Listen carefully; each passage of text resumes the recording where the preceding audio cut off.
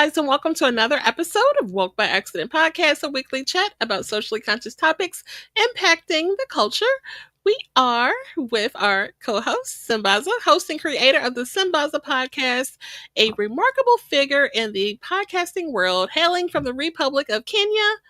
And he has garnered 3 nominations for Best African Diasporan Podcast by the APVA. In addition to this recognition, Sambaza has also been nominated for the Best Blog by the Texas Creator Awards.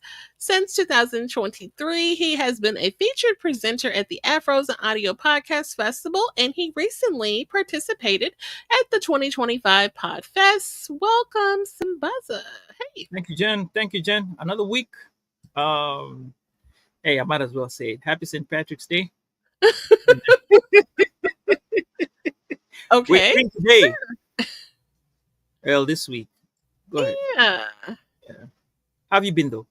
Hanging in there pretty good. We had some tough weather here around my neck of the woods, but we pulled through pretty good. But other than that, yeah. I'm glad to hear that. Yes. All right. So if everybody's okay, we're okay, ready to start the show. Absolutely. And if you were affected by weather, there are resources, and we can share that in notes for people who were hit hard. We can share those resources so you can get help for that. But definitely excited to be with you guys on this additional different day that you normally see us. And we have a great guest. I'm really excited about that. We love having conversations with creatives in the space and experts in the space so that we can tap into some knowledge and share that with you guys. So today is going to be one of those days. All right. I'm ready for the show. Okay. Right. So you want to start us with the affirmation? Oh, yes. The affirmation for today or this week is happiness is a choice, and today I choose to be happy. I'll repeat that again. Happiness is a choice, and today I choose to be happy. How about that? Okay. Love it. Love it. So at that, with that, we will pivot and get ready to introduce our guest. Our guest is a media entrepreneur, professional speaker, and podcast strategist who has mastered the art of building a sustainable and profitable platform in the ever-changing podcast industry. With a keen eye for innovation and content creation, he has helped numerous creators find their voice and monetize their craft. From launching his own media company to securing revenue streams through sponsorships and ads partnerships, our special guest is a trailblazer shaping the future of podcasting and public speaking. And he also has a musical background that he will share more about. Welcome, Mr. Geston Pierre. Hello, glad to be here with the Woke by Accident and Sambaza Collective. Thank you. First of all, I love to see collaboration because one of my favorite proverbs is, if you want to go fast, go alone. But if you want to go far, go together. So just glad to be here. And honored to have this time to have a conversation with you both. Appreciate that. Absolutely. Right. And to start off, I usually go search around in Africa, and I go look for a country, and I look for a proverb from that particular country. Now, the country this week is Niger, and we're gonna give a few facts about Niger, about 5 of them, but just short ones. Now, the facts about Niger. The Niger River is 2,597 miles long. It's the 3rd longest river in Africa behind the Nile and the Congo rivers. The source of the Niger River is Guinea Highlands in Guinea. That's another country. And it says the river discharges at the Niger Delta in Nigeria, which flows into the Atlantic Ocean via the Gulf of Guinea.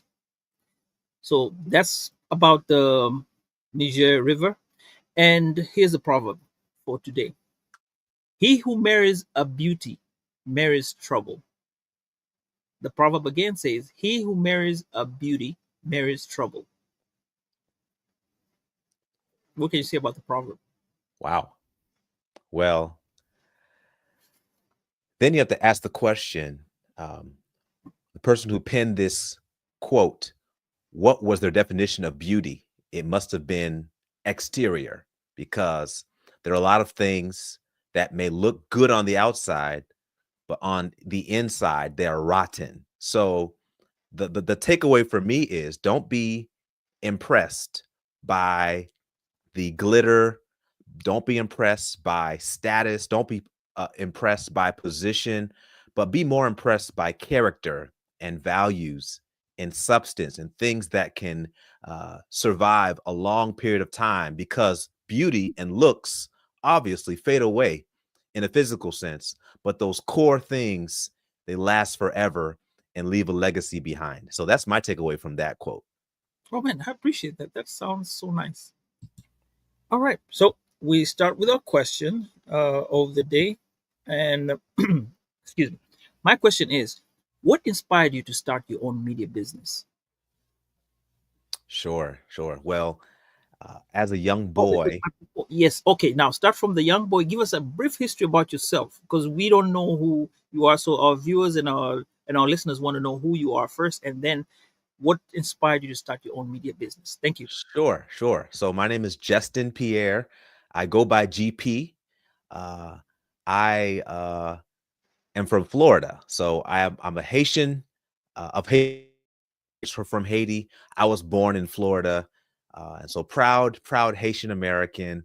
I love black rice, and I just think Haitian rice and jollof rice are two of the best rices in the world. But grew up in Florida, and one of my hobbies was always tinkering around with my parents' cassette tapes and literally recording over them to the radio, acting like an MC or a radio host, or singing along to whatever the radio was playing at the time. And I got so many spankings, Jennifer and Sambaza, so many whoopings for ruining cassette tapes. But I tell you, I was in love with all things media. My dream job was to work in the radio industry and to work one day for NPR. That never happened. But over time, I would come to realize, as a podcaster, you can live out your dreams on your own terms. And so I'm a podcaster, public speaker, I'm a pastor. I also have done work as a performing recording artist. In 2011, I was on a reality TV show similar to like American Idol, but for a cappella groups. It's called The Sing Off on NBC. Yeah. And we won that contest, a recording contract with Sony. So traveled the world, countless nominations from Stellar, Grammy, Dove, NAACP Image Awards. I do a lot of things. And so when it comes to media, a lot of those skills that I learned, whether in a studio, whether it's recording or editing audio files, when I dove into podcasting around 2020, all of those skill sets that I had just came into fruition. And Mhm. so I found myself, as I was podcasting, I found myself helping other people, helping them to start strategically, helping them on selecting the right type of microphone, whether it should be dynamic or condenser or, all those tech things. Mhm. I had it all figured out. And so I found myself in a coaching role early in my podcasting journey, because my philosophy has always been, if I have arrived to step number 4, then I can help someone who's at step number 3. And it's not that I know it all, but Mhm. if you're always willing to help others, you always grow as you're serving, as you're helping others. And so I've always helped other people in the podcasting industry. And it was not until the end of 2024, just a few months ago, where I officially launched my media company and registered the LLC. But I've Mhm. been doing the work for a long time. And so that's a summary of my journey. I've used my voice in different capacities as a public speaker, podcaster, performing artist. I've mastered the art of performing under pressure. And so when it comes to podcasting, I feel like it's just where everything connects full circle, where all my passions and gifts, they just shine, and I enjoy helping other podcasters as well. So that's what I can say for now, and I'll let you all poke and pry whichever direction you want.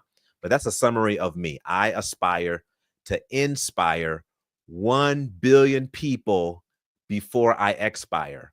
And so whether I use my voice to do it or I help them raise their voice to inspire others, but I want to be that agent of change because I believe in the power of voice and people spreading hope through whatever gifts they have.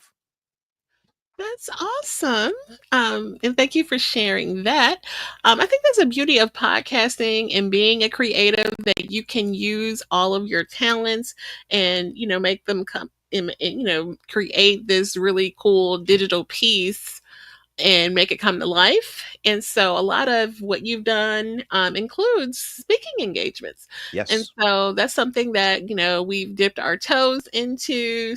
Sambaza here has been a speaker at some festivals and things like that. And so we want to kind of get some advice for someone who wants to start monetizing these speaking engagements. sure, sure. Well, the reality is there are so many opportunities for people to speak on Mhm, various topics. If you think about the biggest issues going on in the world right now, from the government perspective, you could talk about job security, the economy. There are so many issues that cause people to worry about what's next, to worry about what's going to happen next. There are organizations who are trying to figure out, well, how do we maintain the morale of our work staff, right? mhm, So they bring in people. Think about it. The organizations all over the world bring in people to empower their own people. And so if you think about this other reality, every organization, every industry has their own conference. mhm. Think about cheese. Did you think about the fact that the cheese industry has its own conferences? And when they have events, they also use speakers. And so there are so many opportunities because the public speaking business is probably right now $100+ billion industry. Oh, wow. And people think, oh my goodness, I have to get on the big stage to be a keynote presenter. Believe it or not, you could be a moderator or an MC Mhm, interviewing panels, getting compensated. You could be mhm, doing breakout sessions in rooms with 15, 20, 30 people for 2 hours and getting compensated. And so it's not a one size fits all opportunity. But the question you have to ask yourself if you want to be a speaker is, what life experience do you have? mhm, Take an inventory on your journey. Take an inventory on what you are most passionate about. Take an inventory on what some of the biggest needs are in the world, right? If you are a mental health therapist and you desire to make a difference, when you look at the countless number of young people, teenagers, preteens who are struggling with suicide ideation, struggling with their insecurities, mhm. struggling with drug addictions from their parents' cabinets, school districts bring in professionals like you to help save lives. School districts have contract money available to book speakers. So I want to just share this before I pause to let you all react. For the school industry, the education industry, the average speaker can get up to $5,000 for one booking. Education Mhm, alone. For the professional corporate industry, 10 to 20,000 average, right? mhm, So when you get started, of course, you may not have those paid speaking gigs, but the next question might be, well, how do you get opportunities, even for speaking opportunities for free? How can you leverage that? Well, believe it or not, when you volunteer your services to an organization, you can ask for an in-kind letter, INKIND, in-kind letter that has their letterhead that states you provided a service that is valued at this amount, and you can give that document to Uncle Sam to still leverage that opportunity on the other side, even if you didn't get compensated. So I must confess, I started out speaking for free. And Mhm. after being referred to another opportunity, I got compensated the second time. So you can't be afraid. You can't be full of pride. You need to be understanding of the fact to break into any industry, people need to know you before they can flow you. So I'll pause right there, Mhm. let people process. I know I talk fast and I say a lot, but there are so many opportunities in the public speaking industry for Mhm. people like you to break in. Okay, so you answered my question. I'd like you to go on talking about the speaking opportunities to start. How do you continue to generate income? Like you said, the in-kind letter starts you off. How Yeah. long will it probably take you, depending on your field, to now start getting, confident? Do you need like about 2, 3, 4, 5 gigs, or um, things like that? Yeah. So let's put it this way. If right Mhm. now we're in the month of March, and if say you took the month of April, the end of this month, month of April, May, um, take inventory of your personal experience, things that you've gone through, what you're passionate about, and who you think you could best effectively serve. When you identify your target audience, because first of all, if you think you can reach everybody, you're going to reach nobody. You need to identify who you are best able to reach with your skill set and expertise. Once you identify them, you must then contact them. So if it's a school industry, if it's a professional organization, you need to start going on LinkedIn, connecting with people. How do you get their emails? Well, you can go to the website of the organization. Maybe you are in the healthcare industry. Go to the local hospitals in your city, go to all the websites, find the staff, find out who is in administration, who is in charge of training, who is in HR. These people may need your expertise for a workshop for their employees. Also, every industry has an association. And so if I want to break into the education industry, I want to encourage you to think globally, but act locally. So, how many schools are in my area? How many hospitals are in my area? How many law firms are in my area? How many mental health practices are in my area? So start with where you are. Draft a one sheet document that highlights who you are, what you do, and what services you offer, what topics you talk about.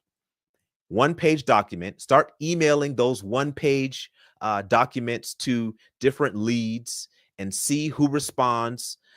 Get in the room. If you find out there's an education conference going on in your city or area, listen, you might not be able to afford the ticket to that conference, but go to the hotel where the conference is happening and just sit in the lobby and just talk to people.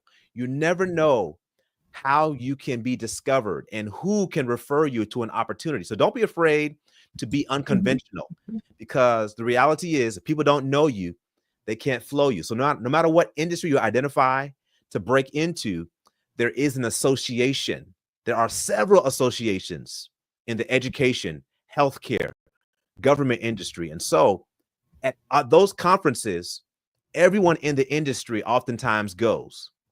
And so if you try to make those connections with those people at those industries, with those event planners, you never know what can happen in the future. But I like to encourage people to get their reps in, which means every opportunity you get to speak, whether it's for free or for a fee. Mhm. Because what you want to do is to document your journey.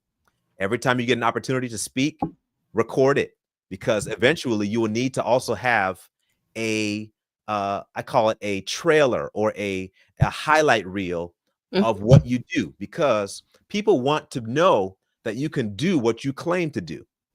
They're not booking you because you say you can do it. They're booking you because they have evidence that you can do what you said you can Mhm. do. And so you have to have the social proof to say, hey, listen, I'm a speaker. Here's a 1 minute video of my speaking capabilities. Here's my one sheet that outlines my topics of presentation. And if you're interested in booking me or having a conversation about my offerings, here's my link to have a conversation with me via email or Zoom.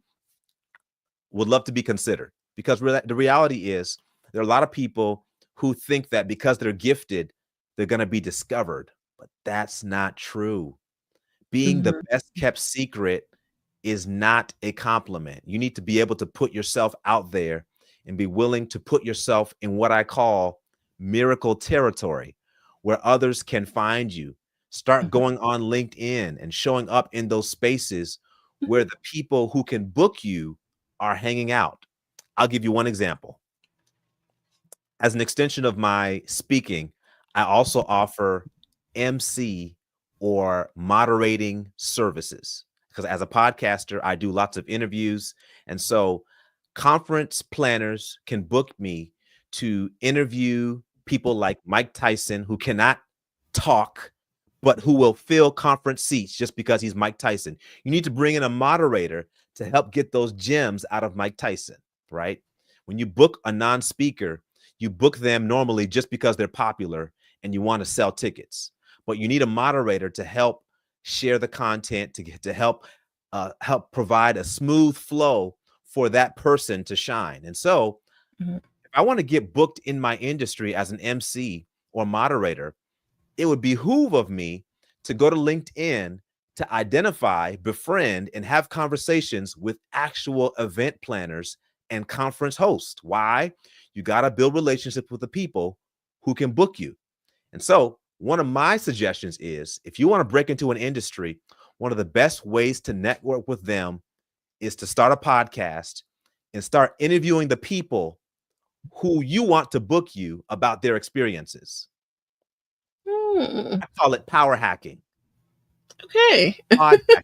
Okay, so I'm going to start a podcast that's called the Event Planners Hot Seat Podcast, and I'm going to interview event planners for 15 to 20 minutes about their best and worst experiences in the event planning industry.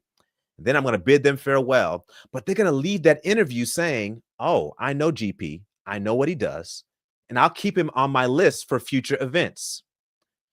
It's easier to get someone to book on your podcast to talk about themselves or their experiences than it is to just cold call them or email them and expect to get a fraction of their busy time.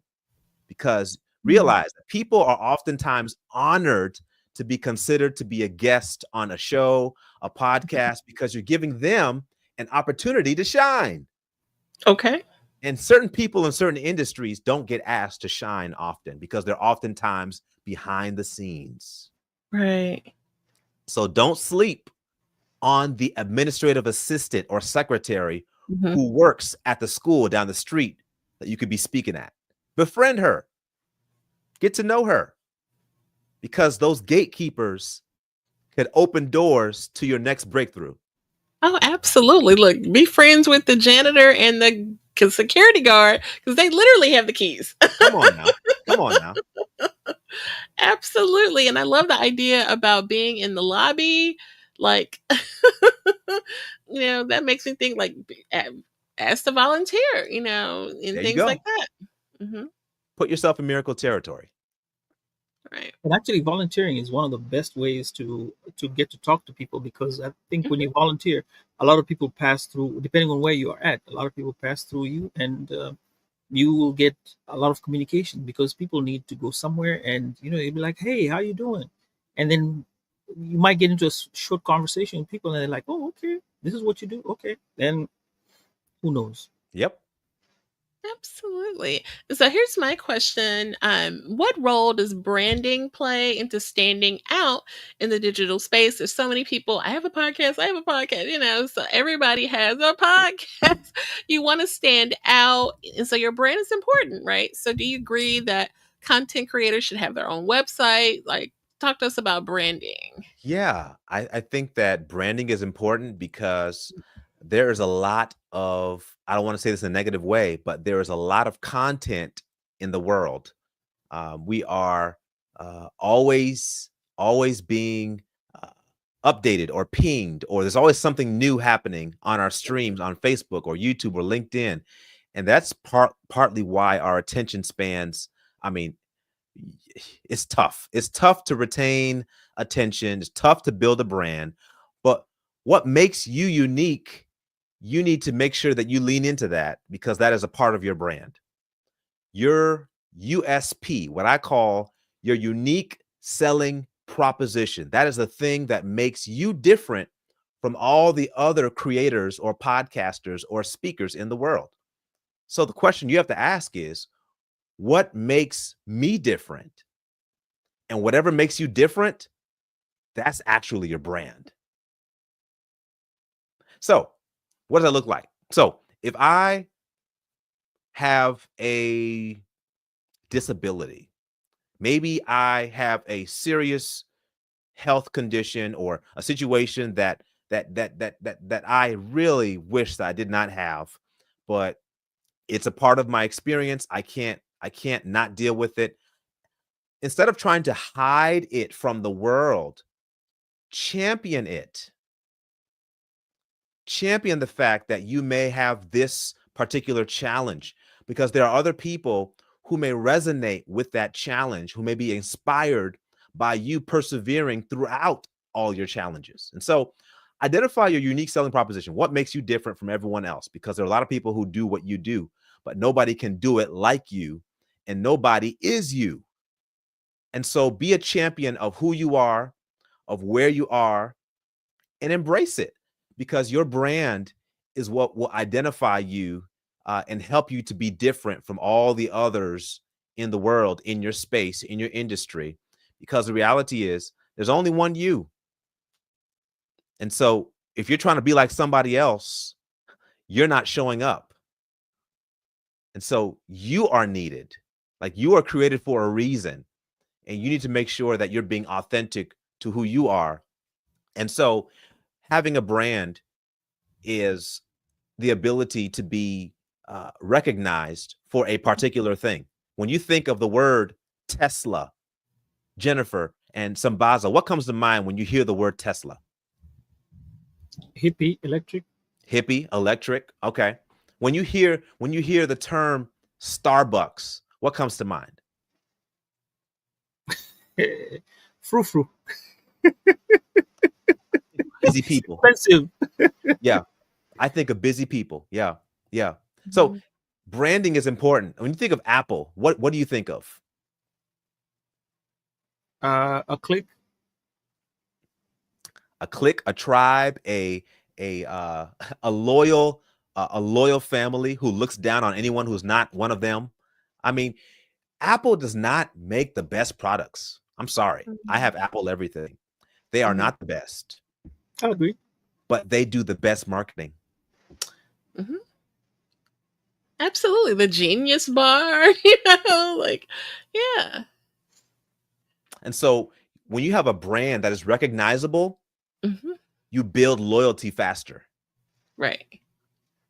And so if you're not clear on what your brand is, it will be Mhm. hard for you to build a tribe, build an audience, because there's no anchor point. Like, there has to be something that draws you into others. And the reality is, your brand will not resonate with everybody, True.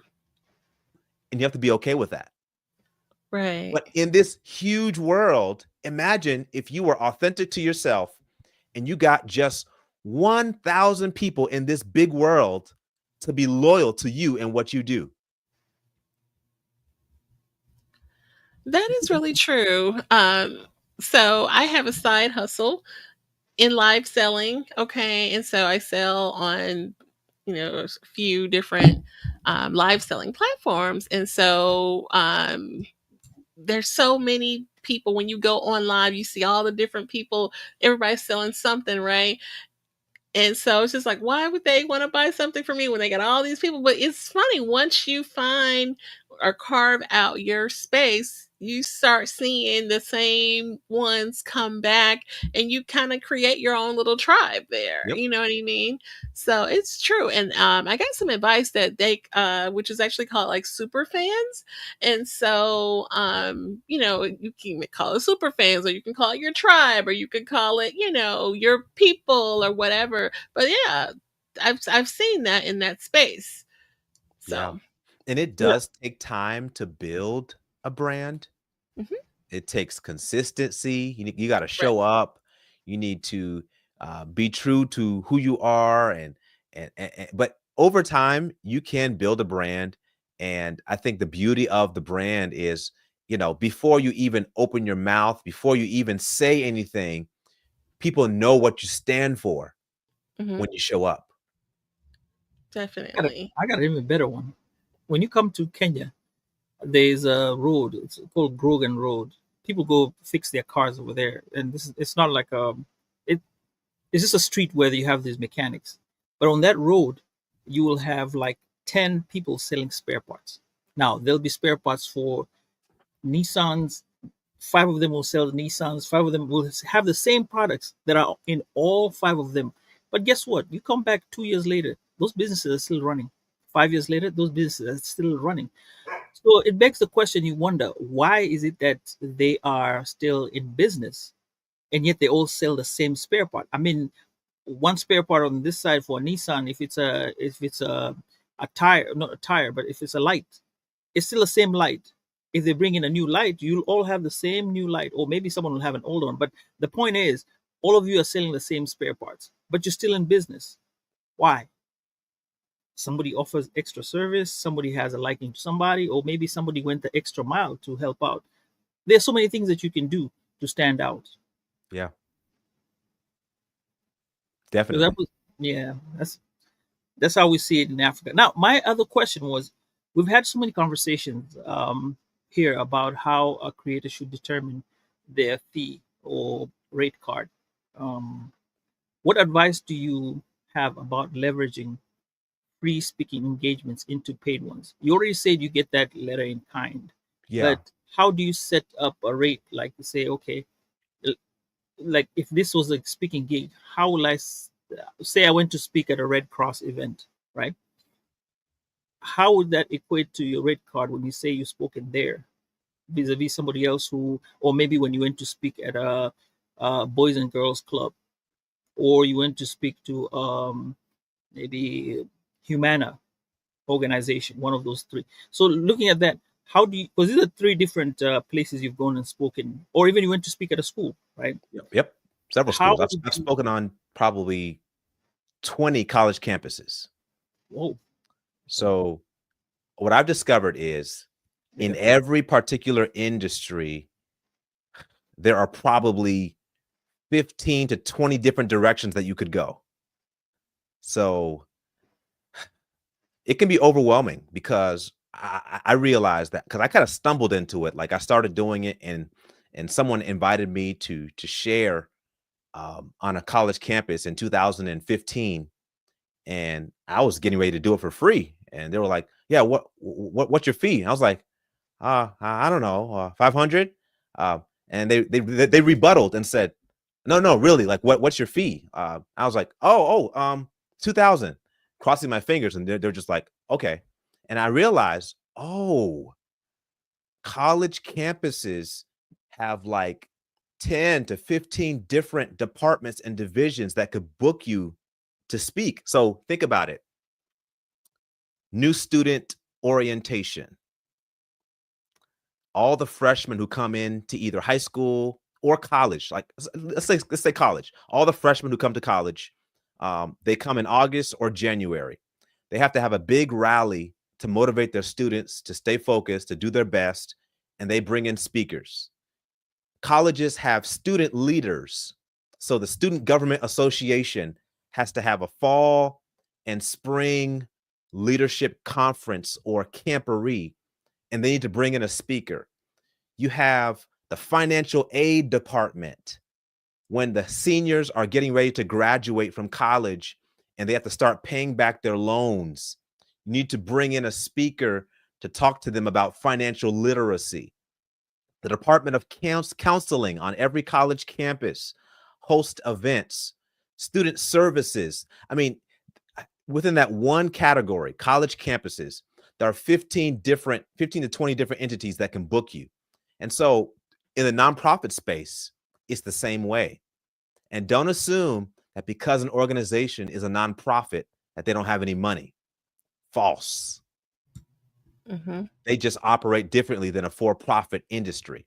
They get grant money, they get donations, but Right. they can pay you as well. And so if you go to a Boys and Girls Club and you make your services known to them and say, I would like to share with your young people in this particular way, the first time you do it, you may do it for free. But here's how you leverage it. Go in there, make sure someone comes with a camera behind you to capture you doing what you're doing. And when you're done, get the in-kind letter and get a referral from the people who heard you speak and ask them, can you share me as a referral to your colleagues in this community or in this state? I would love to do more of these. And so by asking them to give you a referral, you are positioning yourself to get more opportunities. But next time you do it, you'll have the video proof, you'll have a referral, you'll have a recommendation. And so that way you'll be able to say, this time I'll charge you $500, right? I'm not gonna do it for free anymore. And next time you may charge $1,000. And so you can be strategic and to increase your rate incrementally, but don't go in greedy. Don't go in trying to get rich. No. Just know that the more you do it, the better you'll get at it. And the more opportunities you get, the more you can charge, because those who are in demand can make demands. Mhm. Mm. But if you're not in demand, you can't make demands. Why Okay. should they pay you $5,000 to speak if they've never heard of you or they don't Right. know what you do? You're entitled. Make sure they know who you are, what you're about, what you can do. And when you do it before them, get the recommendations and referrals to then shop it around to other people like them who can now book you and say, okay, you've done this before. You know what you're doing. Okay, let's consider you for an opportunity. But you need to put in the work. You need to, what I call, put in the Malcolm Gladwell hours. That's 10,000 hours of doing the same thing so you can become a master at it. Mm-hmm. So for some of you, that means before you get your first gig, you're going to sit in front of your camera or laptop, craft a speech, and deliver it to a empty audience, because you need to practice. Share your message, tweak your message, get feedback. Don't be afraid to review the footage like sports players do. Record yourself talking Mm. and then watch it back. See what you do. See how your voice inflected, or just notice some things about yourself. Take notes of what to grow in. Invest in a coach. Don't be Mhm. afraid. First of all, if you are unwilling to invest in yourself, but you want others to invest in you, you're a hypocrite. Mm. I was Right. not comfortable charging anyone $5,000 to do anything until Mhm. I had invested $5,000 of training in myself. That's just how I operate. I try to operate with integrity, right? And so Mhm. if you are showing up in a space as a newbie or a rookie, understand that you need to grow. There will be a learning curve, but you won't be a rookie forever. Right. You're only doing those free speeches maybe 5 or 10 times max. After that, you're charging. Mm. So that's how you leverage those opportunities. Remember, Mhm. the most important thing is not the income you make, but it's the outcome that comes from the message you share. Okay. And when you're outcome focused, the income will follow. If people realize you can help me accomplish what I'm trying to do, you can help our students be more focused, be more resilient. If you can help Mhm. my company stop losing 10 nurses every month, Mhm. if you can improve my work culture at my job with your leadership expertise, if you can be a solution to the problems people have, you are valuable. Right. The question is going to be is, where do I send the wire? When you become a problem solver, Mhm. you'll become in demand, and then you can make demands. So, I got a question. No, no, yeah, go ahead. Go I ahead. was going to say, so recap what I just said since the beginning. Who are you? What's your expertise? What Mhm. problem do you solve? And who needs you to solve that problem? Go ahead. Uh, Question on leveraging. How do books, because people talk about having books out there that they've written, how does that come in to play, especially in speaking gigs? Because people will say, okay, I've come to speak and I have a book, and you can buy my book, blah blah blah, or you could buy an album that I've spoken to, or even these classes, master classes that you can offer. How Yeah. do those? How do you use those as leverages? I mean, is that when you give free and then you leverage that, or how do You they know, work? it depends because you can draft a 10-page PDF document with information. It's still a book, whether it's 15 pages or 500 pages. The question is, are you using the book as a lead magnet, as a business card, or are you using a book as a way to position you as a thought leader? So before you do anything, you have to ask, what's my goal? I want to Mhm. become an author. Is my goal to build thought leadership, to become an expert in this area, to be able to pass around a free resource to anywhere I go, to build my email list? So whether you are using your book to give for free, or whether you are negotiating with your speaking to have a school district buy 5,000 books, I mean, you can do that when it's your product. You can do what you want, or if you want to shop your book into a curriculum, because one of the biggest industries that's growing is the Mhm. training industry. And if you have a product or a blueprint or something you have developed that is a asset or resource to other industries, they will pay for it. Now you want to make sure you get it trademarked and it's yours and you own everything. But even with contracting, I know of some colleagues who they wrote a book for fourth, fifth, sixth, seventh, and eighth graders about social learning skills and soft skills, and they shopped it around to school districts, and the school district has a contract to use their books for 1 year, and that's one contract. So we're going to buy this book for the fourth graders in our school district. That's 20,000 books. So you get the contract for 1 year, and if we like it, we'll renew the contract for another grade or for other divisions. So you can literally shop your product and use it as a contract in the government industry, in the education industry. If you teach something, if you're a coach, if you have an online course, that is content that can be repurposed as creative as you want it to be repurposed. And so remember, everything you do is a part of your blueprint. And if you're clear on what value you bring to the world, it all depends on where you want it to go. Honestly, that's what it is. How far do you want your content to go? Because all content can be repurposed for particular purposes. And so the limits are up to you. Okay. Awesome. Yeah. I was told that by somebody at the Podfest. Actually, I was sitting with a lady right next to me, and I talked to her about my podcast, and she said, "Look, you have stuff on your podcast. Yeah, you can do anything you want to do with it and make money out of it. You just have to figure it out. That's your key issue. Figure it out." I hope we can get her here for a conversation one of these fine days. But yeah, we appreciate that. Now, before we move, I want to give a shout out to Ed Campbell. He is our guest today. Always shows up, nice brother. And All he right, said, Ed. uh, that was a profound response, my brother. That was regarding to that proverb that we had said. I think after you talked about you having singing background, he said, "Yeah, can we get the brother to sing a quick song?" Oh, I don't know. You good with it? We've had somebody do a freestyle. Uh-oh.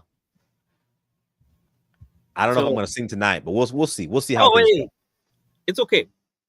We can always do it another time. No pressure. No pressure. No pressure. All right. Over to you, Jen. Yeah. And so, can you share some common mistakes that people make? I mean, you mentioned a really huge one where, like you said, you can't make these demands or come in with this kind of entitled mentality. So, what are some other things we need to avoid? Yeah. I think that you need to become a student of whatever topic you are most passionate about.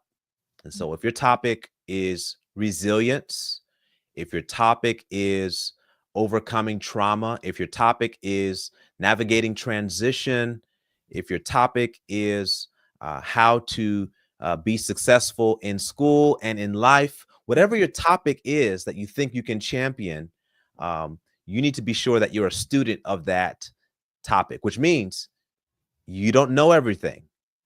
Mhm. You need to be learning more and more about that topic. The research pertaining to that topic, you need to know, not because you're going to go into every presentation sharing everything you know, but you need to know what's on the cutting edge of your conversation of topic, right? So as a student of your topic or industry or niche, stay on top of what's going on. Also, be aware of the current trends. Right now, we have a shift where, I mean, you literally go to any school, go to any place where young people are, and you see the trends are changing. I mean, I was shocked the other day. I went to a little elementary school. I think every single kid had a cell phone. They had an iPhone, better iPhones than me.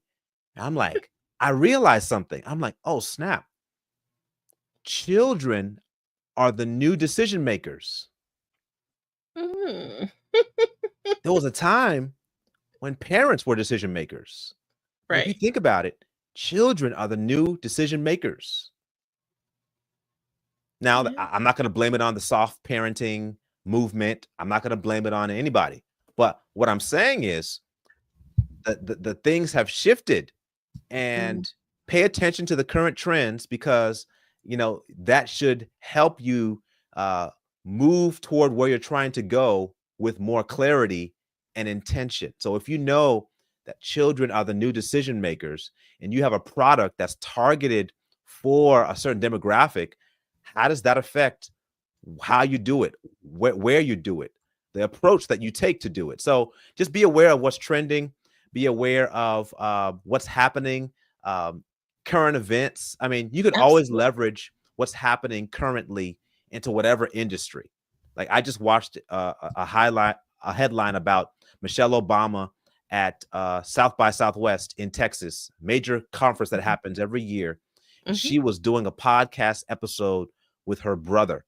And I realized, listen, podcasting is not just something you do for you know particular events, but when it comes to major headlining conferences, they're using and leveraging podcasting as a way to capture what's going on, to interview celebrities, and to Mhm. have content that can later be repurposed however they please. And so Yes. podcasting has shaped and shifted the way that we take in media, the way that we receive our news, the way we Mhm. view politics. Podcasting has played a major role in all things. And so if we don't acknowledge the shift that's happening, then you would be a fool to think that you can just be in any industry and not consider having a podcast of your own to get a Mhm. small piece of that pie. Oh, Absolutely. awesome. Yeah. Now I have a question. From my end, what would you ask your 20-year-old self? Or what would you tell? No, what would you ask? What would you tell your 20-year-old self? Sorry. Oh man, I would tell my 20-year-old self to start now. Don't doubt your capabilities, don't doubt your experiences, don't doubt your abilities.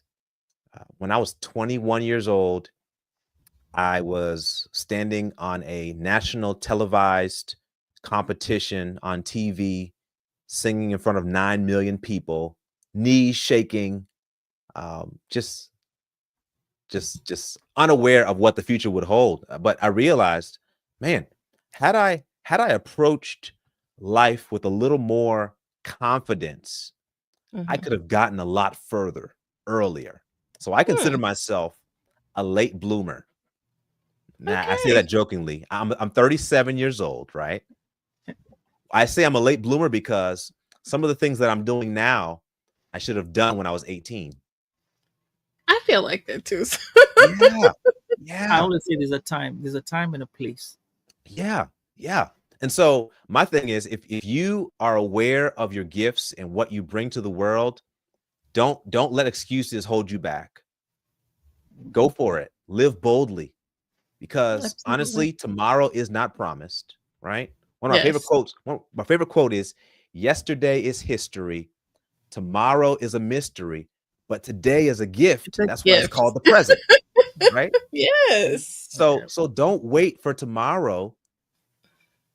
Go for it today, All you know. right. So Absolutely. one of my regrets that I have is, some of the things that I could have done earlier in life that I kind of put on the back burner. But I'm in a season now where I find myself um, willing to take more risk, to go all in, because honestly, you never know what may happen. And so why not just put yourself out there and go for it?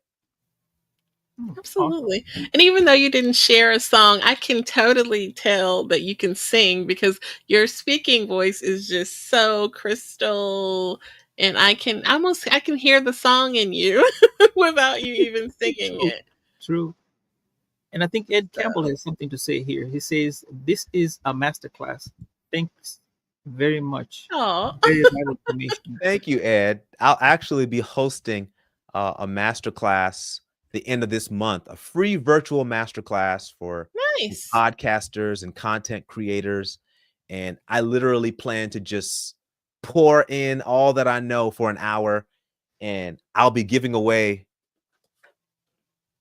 Oh, the new Shure MV7i. This Wait a microphone, minute. this yeah. microphone has a interface on the inside, Oh Yes. wow. which Jen. means you can plug it into your laptop and then plug another microphone into it or your guitar into it and have a What? crisp recording with a USB connection. Oh And let wow. me add that it cuts off the sound, like the It does. outside sound. It It cuts it does. off completely. So if you could be in a noisy hall and you will not hear anything, you will. It's only your voice that'll be projected in there. I tried it and I was like, wow. Yeah. Yep. So I'm going to Oh. be giving this microphone away to some lucky person who comes to the webinar. So if anybody's interested, I can drop the information in the chat. But yeah, we're gonna have an hour of information, inspiration to inspire your pod journey, and one person's gonna win this thing. Oh, nice. Definitely want to share that out. You've shared so much great information this evening, and we appreciate you. So we definitely want to see you again on the class. Oh yeah. So before, could you share us where people can find you? By the way, that's the last thing I wanted to ask. Where we can find you, and yeah, then we'll plug in the rest of the masterclass information. Sure, sure. I mean, you can find me on social media hanging out. Geston Pierre, first and last name, Geston Pierre. And if you want to see me in action, just go to givmethatmic.eventbrite.com. Give me that mic .eventbrite.com, and you can connect with me further there to grow and connect for an hour. So I just dropped it in the private chat. If you guys can drop it in the public chat, and Okay, that'd be great.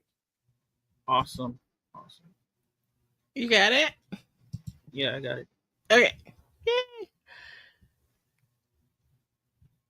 Here we go. Absolutely. We will And definitely we're put gonna that. put this on our show notes so that people can have that Yes. as well. All All right. Awesome. Jen, Awesome. with that, can you take us home? Yes. And again, we thank you guys for joining us. We hope that you found today's conversations enlightening and inspiring. If you found the episode meaningful, we invite you to share it with friends and family. If you made it this far in the episode, also like, just subscribe and share. And our collective awareness and advocacy play a crucial role in creating positive change. We invite you to stay tuned for more engaging content, and we look forward to having more of these wonderful conversations in the future. Mr. Pierre, GP, we ask you to stick around for our proper goodbye, but everyone else, we thank you and take care. Peace.